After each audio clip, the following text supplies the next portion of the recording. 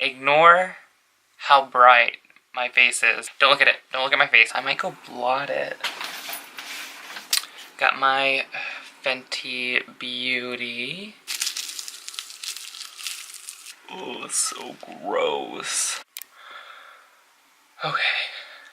This is a video I've been meaning to take forever. I've been meaning to record this for months. So many months. This video is going to be about Canada, how and why I moved there, and instead of being a guide to how you can as well, because I do know a lot of people watching this, and a lot of people who I'm friends with asked me, how did you do that? How did you become a citizen? How did you get the right to move there and work there, etc.? So this isn't really like a directed WikiHow or anything. This isn't going to be a step-by-step guide on how you can move to Canada, but it is going to be my story of how and why I did move to Canada. And through that, you can message me, take what you will from this video, find my social media down below. I can work with you if you truly want to become a Canadian citizen and move there. I would love to become a sort of like a legal figure to people who want to move between the two countries, set up their accounts, investments, what taxes you pay, etc. Because I have an intense and deep knowledge about all of that now. I did not pay a lawyer to look over my documents. I did it all myself. It was all correct the first time. I did it for my brother as well. I'm doing it for my cousin currently. I'm doing it for another friend from my hometown. Hit me up. That's if you're very serious, though. You can't just be one of those people who are like, oh, politics, I'm gonna move now. You can if that is a legitimate reason in your life that you want to get out of this country, and I am willing to help with that. But most of the time, 99% of those people say, oh, I just don't like that certain person in a certain political position. And then they don't actually have any plans to up and root themselves in another country. They just want to complain. So, which is their right. Go ahead, go off. So I'm going to start at the beginning. This goes back to when I was born. The reason I'm able to have dual citizenship, Canadian citizenship, is because my mother was born there. So, if your guardians or your parents, if they're still alive and they were born in Canada and still have their citizenship, which is very, very, very hard to lose Canadian citizenship. So if they're still alive, they probably still have their Canadian citizenship. You automatically have it. So, a fun fact for those watching who might have a mother or a father that are Canadian and have that citizenship, you're Canadian. You have the citizenship. You just haven't applied for it. You haven't contacted the Canadian government and said, hey, I want proof of that. So technically, I did not receive my Canadian citizenship. I received proof that I was a Canadian citizen. So since birth, since January 26th, 1995, I have been a dual citizen, even though I have never, ever lived in the country of Canada. I wasn't born there. I'd never lived there. Even if I would never have visited a second in my life, I was still going to be considered a Canadian citizen until I die. But to me, I didn't know that. I literally didn't know that. So that was really fun to learn. So I used the appropriate forms, which is why I said earlier, if you're wanting to apply but you don't have a parent who's Canadian, I don't know those forms. Those are a lot more expensive, a lot more timely, a lot more papers, whatever, but I can still help. So my papers were very short, very inexpensive, and it took almost no time for me to get my proof of citizenship. I didn't have to go to the country to get it. I literally started it in LA, finished it in Las Vegas. I was in Chicago when I got the notification, and then I picked it up in Texas. None of those places are in Canada. So it was a very, very easy process for me, and for my brother, and for my cousin, and for this friend I'm currently helping out. I would say it cost me about $200, super cheap. If you're looking at the current state of like the US and how undocumented peoples are trying to get their citizenship and how long and how much money that's costing them. Me sitting here and saying that it took me $200 and 2 months to get my citizenship in another country is like shakes the whole room. Like, it is like mind-boggling, like never been done before, like unheard of. My mind. Like I said, that's because I already had it technically. I was just applying for proof. So the how I received my citizenship and the right to work, live, anything I want to do in both countries. Basically, the how was just my mom's Canadian. My mom was born in Canada. She moved down here when she was a teenager by herself, and so she had me in Florida. She married an American. She actually is not a U.S. citizen. She is just a Canadian citizen. But because she was born in Canada, and I was born in the United States, and she is my parent, I was given U.S. citizenship based on where I was born, like the soil I was born on. My Airbnb was recently robbed, so like any noise scares me. Whatever. I don't own anything. And I was given Canadian citizenship based on essentially like the conception, the people who conceived me. So it was just like a perfect formula, like a perfect hereditary formula that happened. You know, I was lucky enough to have a parent who was from there, and I was lucky enough to be born on U.S. soil. Automatically dual citizen, no matter what, my whole life, since day one. So that's the how. So now, the why. The why. The why is very important because I have gotten asked a lot more about the why than I have about the how. It's really only people who want to also become Canadian citizens who ask how. It's everyone who asks why. It's everyone, whether they be Canadians or Americans, family members, friends, random strangers on the internet who saw your post and are angry for some, I don't know. There's a lot of stigma around the why if you are going to move countries, especially if it's from the US to Canada, or even vice versa. And so for me, my why is simple. It's just most of my family's from there. About 75, I would say, % of my family lives in Canada. I mean, that's a good portion of the family I did not get to know growing up. I was born in Florida, raised in Texas. I went to university in Texas. Before moving to Canada, I had moved to like LA. Have visited a lot of my family like in Michigan and Alabama. A lot of them are in Texas. There's like tons near me on my dad's side.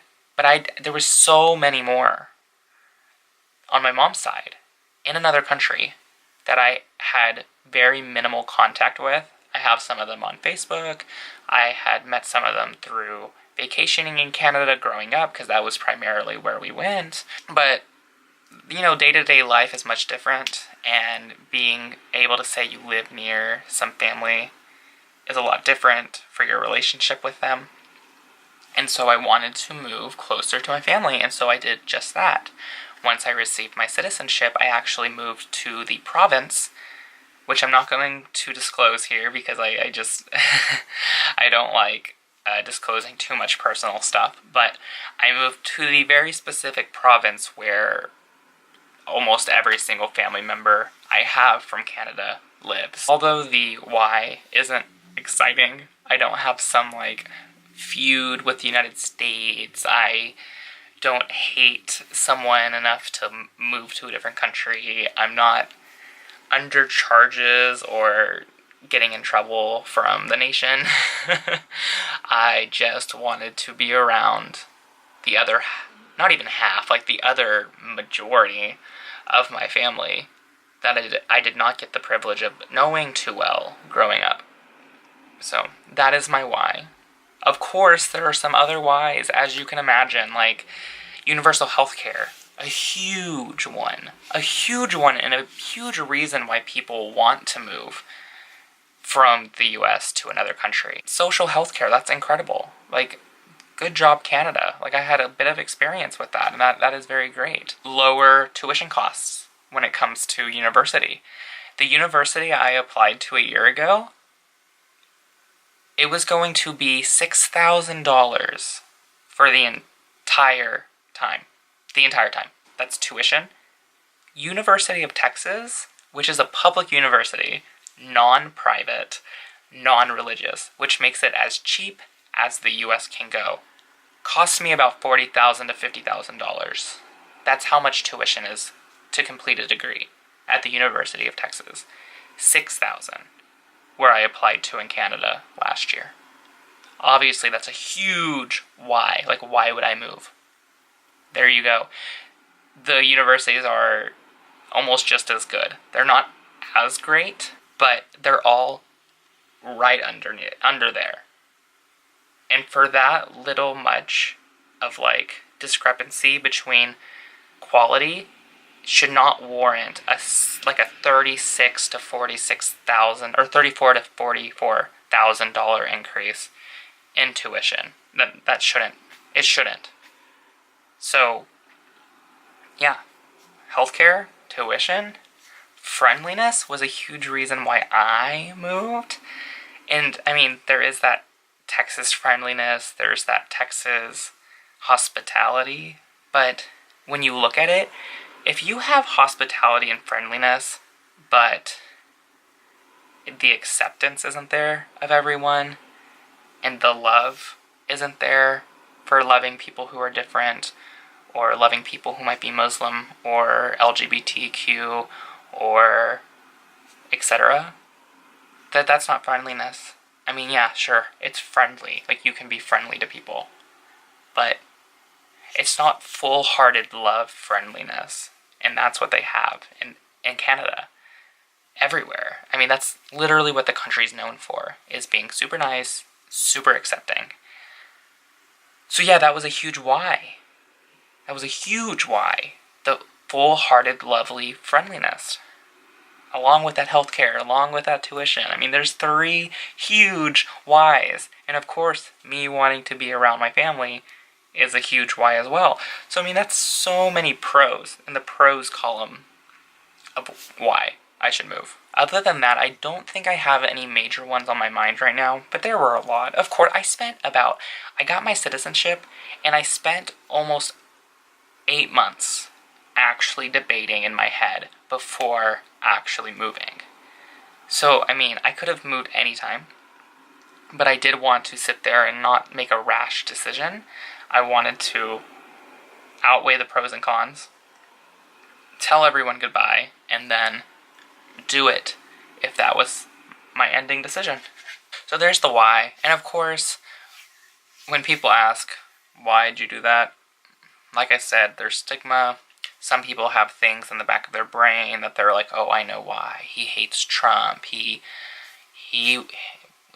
gay, so he's going to a country that loves gays. I don't know. There's tons of reasons people automatically assume on why. The biggest one is the Trump situation. Because, of course, when he became president, you got tons of people saying, I'm going to move.